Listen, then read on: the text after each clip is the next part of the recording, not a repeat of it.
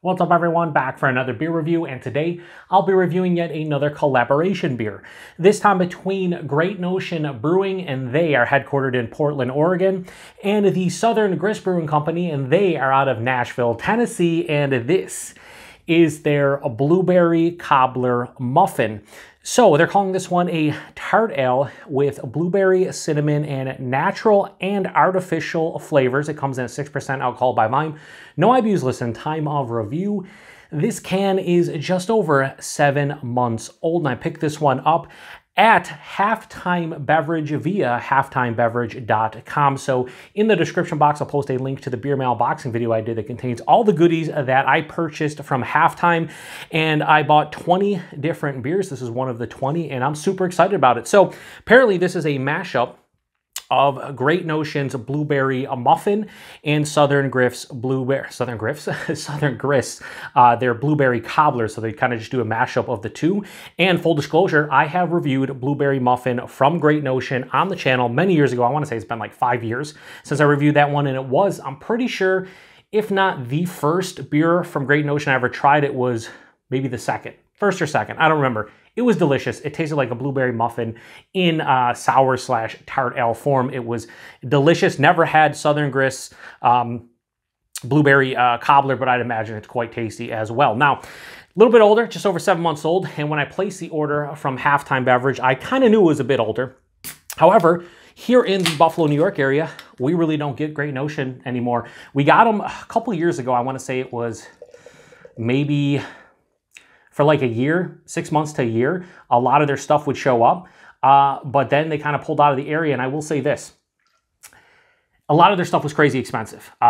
They had a Pilsner that a couple different places were charging $7.49 a can. I will never pay $7.50 for a Pilsner of any sort from a domestic brewery. Now, this was definitely more expensive than what they charge at the brewery. However, again, I don't really get it here. I loved the Blueberry Muffin, Blueberry Muffin, so I thought I would grab this one just to try, you know? Anyway, what does that look like? Not what I expected. With blueberry in here, I was expecting a super, like, I would say like a purplish kind of feel to it. This one looks like some natural and artificial blueberry beers I've had in the past. On camera, it might even look like it's super oxidized, and it might be, I don't know. It doesn't smell, like when I cracked it, didn't smell crazy oxidized or anything, but it definitely has this like burnt orange color. It has like, you know, tinges of like a very light purple in person. On camera, I don't know how it's gonna look. Had about a finger of a off-white head that is dissipated to about a half a finger. You know, you really can't see through it, murky, turbid, the whole nine. In fact, they have blueberries in here, cinnamon, natural and artificial flavors. Yeah, I mean, it doesn't look great, but I've had other blueberry beers and fruited beers that look like this before, so almost has like a darker carrot juice look to it. Anyway, it's good nose. Listen, it's probably the natural and artificial flavors, but I'm probably going to repeat myself a lot based on the review I did of their Blueberry Muffin, but it smells like someone took an actual whole blueberry muffin with the crystallized sugars and everything on top and just packed it into a sour beer. That's exactly what it smells like. Sweet and tart blueberries, but you definitely 100% get the actual muffin itself. It has this doughy, pastry-esque kind of like breadiness to it that smells like a muffin. And then again, that crystallized sugar, and like, it's just, honestly, it smells like if you buy a blueberry muffin and you like open the tin or open the package and there's the wafts that come right out of that. That's what this smells like. It's to a T. Smells like it might have a nice like acidic kind of tartness to it. But I'm really just smelling blueberry muffin. You can say blueberry cobbler, not that far, and it's, you know, not a huge difference between them. There is a difference between a blueberry cobbler and a muffin, but if you said any kind of blueberry pastry, that's what this is basically a pastry sour. And it smells exactly like I was hoping it would be. I love me some blueberry muffins, and this smells like a blueberry muffin, blueberry cobbler, blueberry pie, all of it. Let's get into it. Cheers, everyone.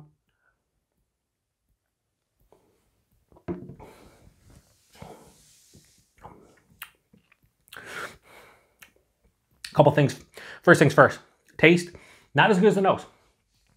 But I do appreciate the fact that it does have a low sourness. It definitely has a firm tartness, but it kind of starts getting in that low sour realm. The nose was screaming blueberry muffin, blueberry cobbler, blueberry pie. The taste is more of a restrained and reserved blueberry-esque sour beer.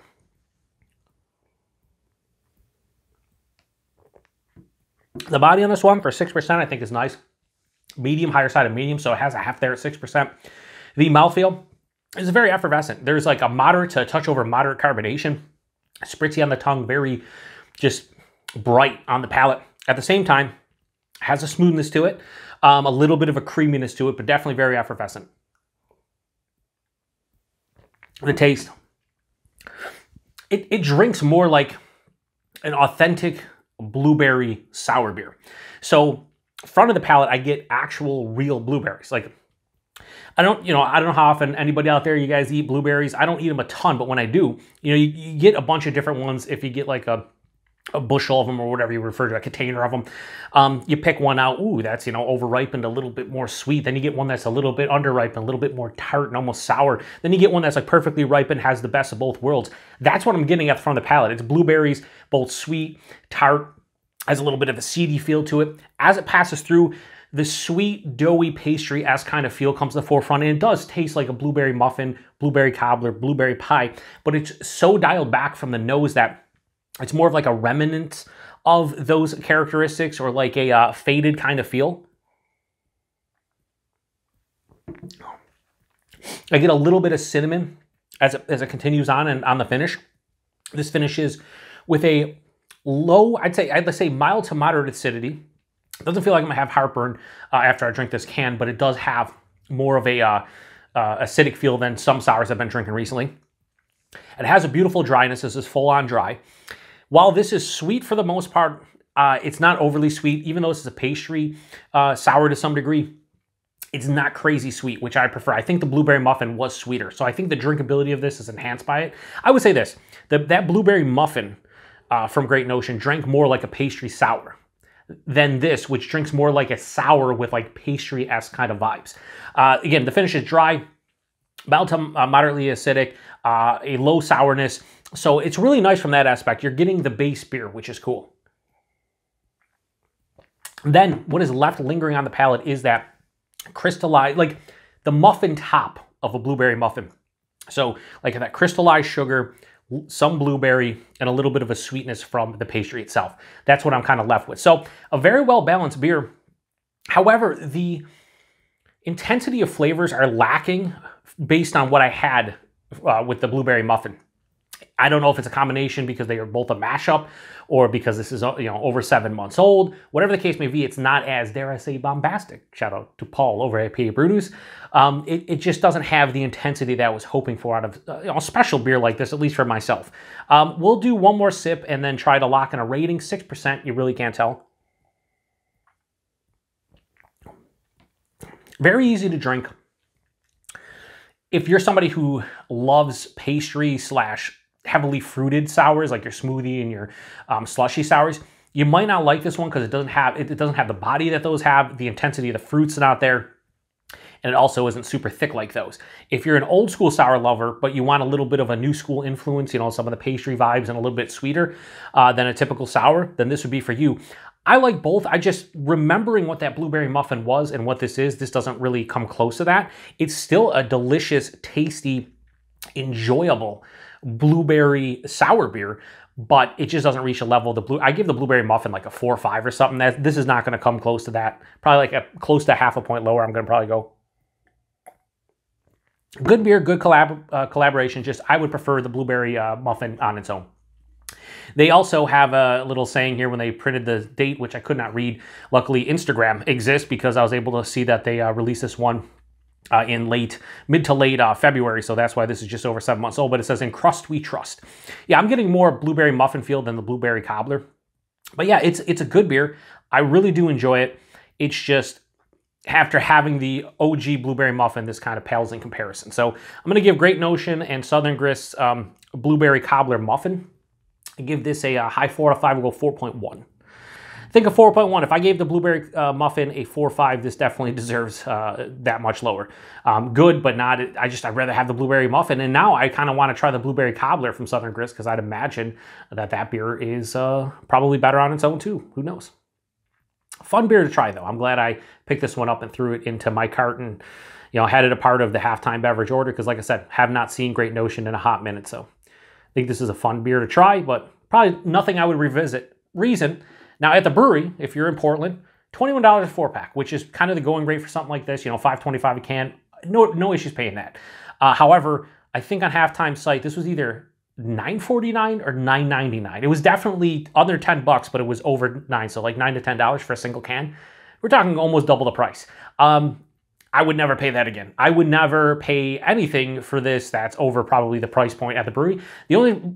I'd say this, the only reason that I would retry this again is because this is an older can, just over 7 months old. So I'd love to try it fresh to see maybe it pops more. I'm sure it does. I'm sure it's better fresh, obviously, like most beer. However, you got to make do with what you're going to grab. I bought this one. I knew it was going to be a little bit older. I didn't think it was going to be over 7 months old until I checked the Instagram, but it is what it is. So $21 a 4-pack, fine with it. I would not pay what I paid for this one again.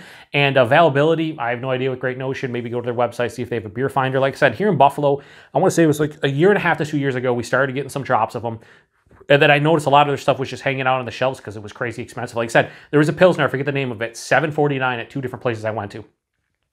Nobody here in the Buffalo, New York area is going to pay $7.50 for a Pilsner from a West Coast brewery or not even a West Coast brewery, just a brewery outside of the area, when there's a lot of good Pilsners here locally from other breweries. Like Schilling will come in with their Pilsners and they're like $3.50 a can, $4 a can, like paying double that just because it's Great Notion. Not the play, and it's probably not Great Notion's problem or issue as much as like the distributors, and then everybody has to make money. But some of their stuff was reasonably priced, those beers were not. And then all of a sudden within the past year, just don't see them on the shelves anymore. So I don't know if they're ever going to return to the Buffalo, New York area. Clearly they're still in New York State because Halftime Beverage is downstate closer to New York City, so they get their hands on them. I don't know.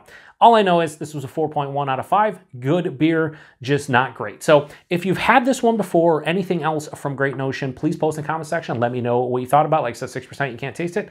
I'm going to shut this one down. I do like that as I'm sitting here, there's just not a huge sweetness building up on the palate.